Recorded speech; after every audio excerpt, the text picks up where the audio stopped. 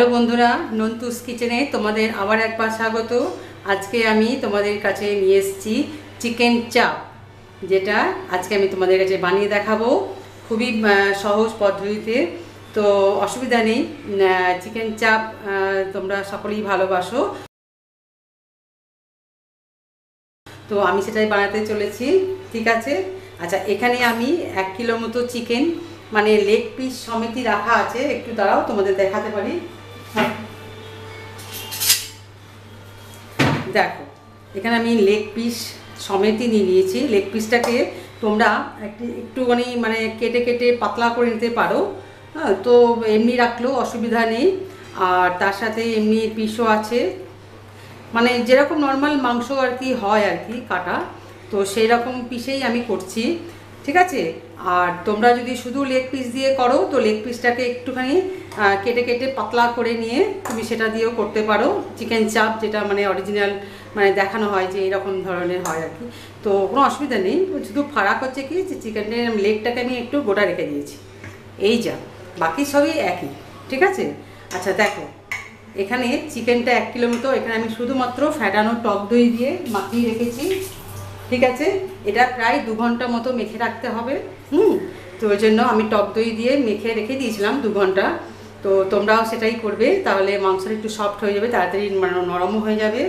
ঠিক আছে, আচ্ছা এখানে আমি একে একে মশলাটা যেটা দেব, দেখো প্রথমেই আমি দিচ্ছি একটা পেঁয়াজ বাটা। ঠিক আছে, একটা পেঁয়াজ বাটা, রসুন আর কাঁচা লঙ্কা সেটাও বাটা 1 চামচা মতো। ঠিক আছে, আচ্ছা এবার দেব একটু আদা বাটা দিচ্ছি। আদা বাটার গন্ধটা খুব একটা ভালো লাগবে না, তাই একটুখানি আদা বাটা দিলাম, জাস্ট সামান্য, না দিলেই ভালো হয়, তো আমি একটু দিয়েছি, অল্প একটু, অসুবিধা নেই। আচ্ছা এবার দেব আমি, দেখো, পোস্ত বাটা। এখানে আমি 1 চামচা মতো জেকে পোস্ত বাজারে কিনতে পাওয়া যায় দেখবে, তো সেই পোস্তটা প্রায় 1 চামচা মতোই আমি দিয়েছি। ঠিক আছে, আচ্ছা এবার দেবো, দেখো এটা হচ্ছে কাজু বাদাম বাটা, এটাও আমি এখানে দিয়ে দিলাম। ঠিক আছে, আচ্ছা এবার দেব এখানে, দেখো আমি বেটে রেখে মানে শুকনো খোলায় একটুখানি মানে গরম করে নিয়েছিলাম, যেটা হচ্ছে জায়ফল, জয়িত্রী আর একটা বড় এলাচ, সেটাকে আমি মিক্সিতে একটু গুঁড়ো করে নিয়েছি, সেটাও আমি এখানে দিয়ে দিলাম, প্রায় 1 চামচা মতোই। বুঝতে পেরেছ? আচ্ছা এবার দেবো আমি যেটা গরম মশলা গুঁড়ো, হোমমেড গরম মশলা, সেটাও আমি দিয়ে দিলাম এখানে 2 চামচা মতো। আচ্ছা এবার আমি দেবো এখানে একটু মিষ্টি, জাস্ট 1.5 চামচা মতো।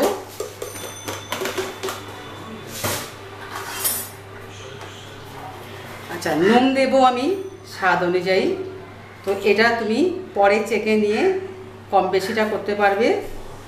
ঠিক আছে, আমি একটু আন্দাজ করে দিয়ে দিলাম। আচ্ছা হলুদের গুঁড়ো খুব সামান্য, জাস্ট একটু কালার আসার জন্য, ওকে, তো একটু হলুদ গুঁড়ো সব সামান্যই দেবে। আচ্ছা আর লঙ্কা গুঁড়োটা একটু লালচে লালচে ভাব আসবে, তো ওটাও একটু সামান্য, খুব বেশি না, মানে জাস্ট একটু কালার আসার জন্য দুটোই আমি অল্প অল্প করে দিয়ে দিয়েছি। ঠিক আছে, আর কিছুই না। এবার এটাকে আমি মেখে নেব ভালো করে, এই চিকেনটার সাথে আমি মেখে নেব। মেখে তুমি এটাকে 2 ঘন্টা মতো রেখে দেবে, তাহলে পুরো মশলাটা মানে চিকেনের মধ্যে অ্যাবজর্ব করে যাবে, প্লাস মাংসটা সফট হয়ে যাবে। আর একটু হলুদ গুঁড়ো দিতে হবে, জাস্ট আর একটু দিলেই ভালো হবে, কালারটা ঠিক ওই রকমই আসবে আর কি। তো আমি আর একটু দেবো, জাস্ট একটু, আর বেশি না। ঠিক আছে, আর দিচ্ছি না, এটাতেই আমার কালারটা এসে যাবে, তো আর দেওয়ার দরকার পড়বে না। হলুদ গুঁড়োটা কমই দেবে, তাহলে দোকানের মতো একদম বেশ একটু মানে একটু হোয়াইট একটা মানে ফ্লেভার থাকে, তার সাথে হালকা একটা মানে ইয়েলো বেস থাকে। তো সেরকমই তোমার দেখতে লাগবে। দেখো আমি তাহলে এটা মেখে নিয়েছি, এবার এটাকে আমি 2 ঘন্টা রেখে দেব, তারপরে আমি তোমাদের কাছে আবার ফেরত আসছি।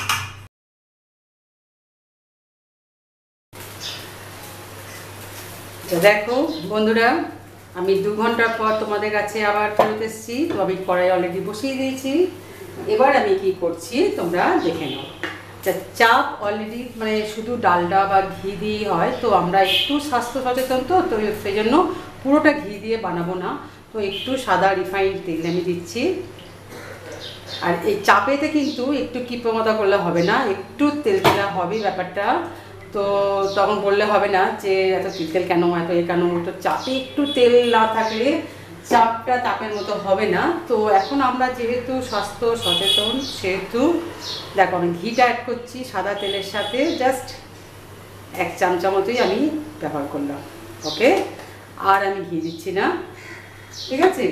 তাহলে তেলটা গরম হওয়া অপেক্ষাতে আমি একটু ওয়েট করব, তারপরে আমি চাপের যে মাংসটা মাখিয়ে রেখেছিলাম সেটা এখানে দিয়ে দেব।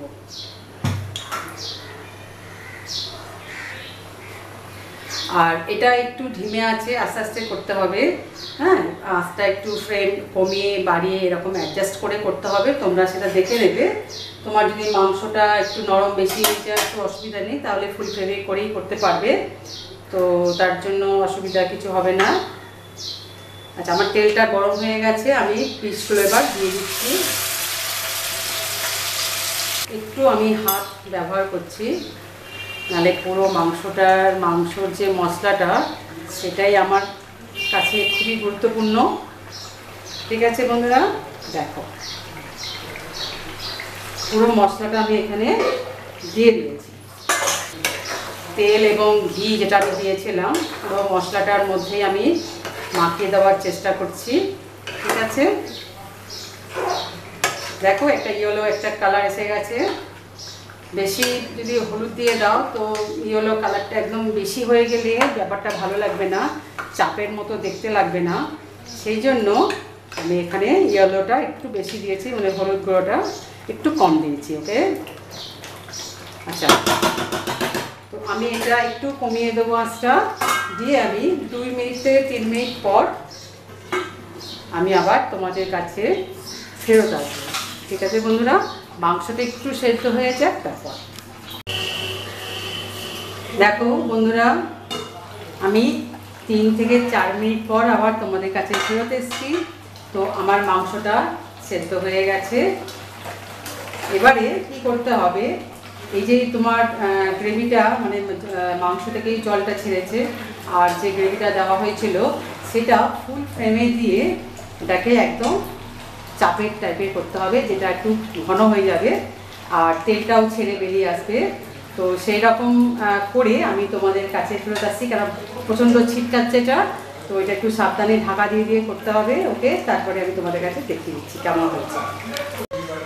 আচ্ছা দেখো বন্ধুরা, আমার চাপটা অনেকটা একদমই রেডি, ওপর থেকে তেলটা ভেসে আসছে। ঠিক আছে, এর মধ্যে আমি যেটা দেবো এবার সেটা হচ্ছে কেওড়ার জল। ধরো আমি এটা ছিপিটা করে দিচ্ছি, 1 চামচা কেওড়ার জল, আর ছোট চামচার 1 চামচা গোলাপ জল। ঠিক আছে, আর যেটা দেব 2 থেকে 3 ফোঁটা আতর, জাস্ট 1 ফোঁটা 2 ফোঁটা, ব্যাস, এতেই কামাল করে দেবে। বুঝতে পেরেছো? আচ্ছা, এবার আমি এটাকে একটু মিক্সড করে দেব, তাহলেই আমাদের চিকেন চাপ রেডি অ্যান্ড সার্ভ। তোমরা থালিটা অবশ্যই করছো বাড়িতে, এবং বিরিয়ানি দিয়ে অবশ্যই খাবে করে, আর কেমন লাগলো আমাকে করে জানিও প্লিজ। হ্যাঁ, লাইক এবং কমেন্টের দ্বারা, আর যারা এখনো পর্যন্ত সাবস্ক্রাইব করে উঠতে পারোনি তারা চ্যানেলটিতে সাবস্ক্রাইব করো। আমি এটা একটু ঢাকা দিয়ে স্ট্যান্ডিং টাইমে একটু হতে দিচ্ছি, আর যারা সাবস্ক্রাইব করো তারা প্লিজ আমার চ্যানেলটি সাবস্ক্রাইব করো, আর পাশে যে বেল আইকনটা আছে সেটা অবশ্যই ক্লিক করতে ভুলবে না, তাহলে এরকম সুন্দর সুন্দর রেসিপি তোমাদের সামনে পৌঁছে দিতে পারবো। ঠিক আছে বন্ধুরা? আচ্ছা, আমি এটা একটু স্ট্যান্ডিং টাইমে দিয়েছি, জাস্ট 1 মিনিট, তারপর আমি আবার তোমাদের কাছে ফেরত এসে দেখিয়ে দিচ্ছি। ঠিক আছে? দেখো বন্ধুরা, আমার চিকেন চাপ রেডি।